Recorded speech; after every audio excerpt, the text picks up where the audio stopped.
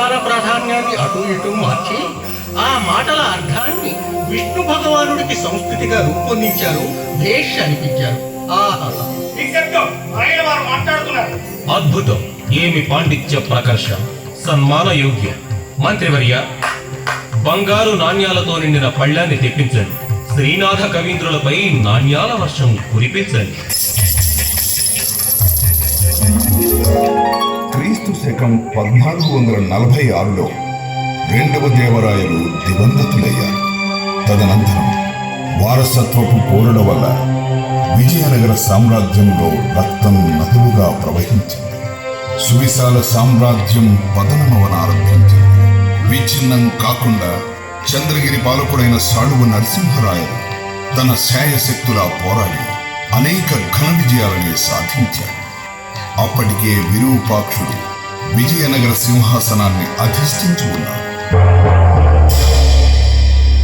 మహారాజు విరూపాక్షుడు గారు భోగలాల శ్రీ రాజ్యాన్ని పట్టించుకోవడం లేదు ప్రభు.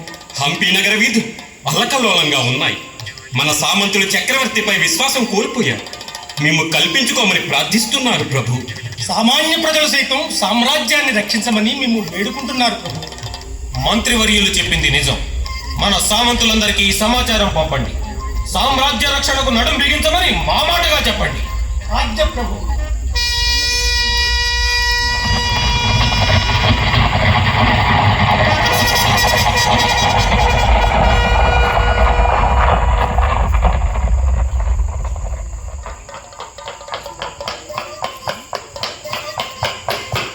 ప్రభు ప్రభు శుభవార్త.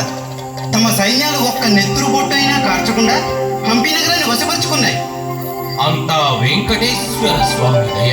ప్రభు, మన సైన్యాలు ఏ ఆటంకం లేకుండా చక్రవర్తి భవనం చేరుకున్నాయి. ఆ భోగలాలసుని పట్టుకోవడం అనవసరమని మన సైన్యం భావించింది ప్రభు. మంచి భావన. విజయనగర సామ్రాజ్య రక్షక శ్రీ శ్రీ శ్రీ సాళువ నరసింహరాయ జయము జయము.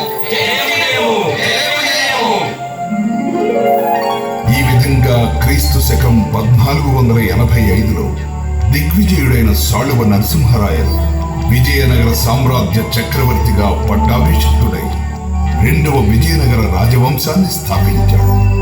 15వ శతాబ్దంలో శ్రీ వెంకటేశ్వర స్వామిపై భక్తి ప్రపత్తులతో ప్రసిద్ధ తెలుగు వాగ్గేయకారుడు, గాయకుడు, యతి అయిన దాళ్లపాక అన్నమాచార్యులు గానం చేసిన పదములతో, సంకీర్తనలతో ఆయన కీర్తి ప్రతిష్టలు దశ దిశలు పాకాయి.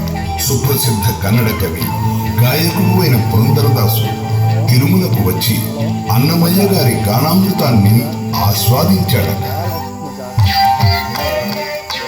అన్నమాచార్యునికి నమోవాక. ఆర్యోత్తమ పురందరదాసు, మీ సంగీతం విన్నా నాదబ్రహ్మం అది సృష్టి ధ్యానం. ఉదయం ఆలయంలో మీ సంకీర్తనలు విని తన్మయుడనయ్యాను. మీరు వాగ్గేయకారులు.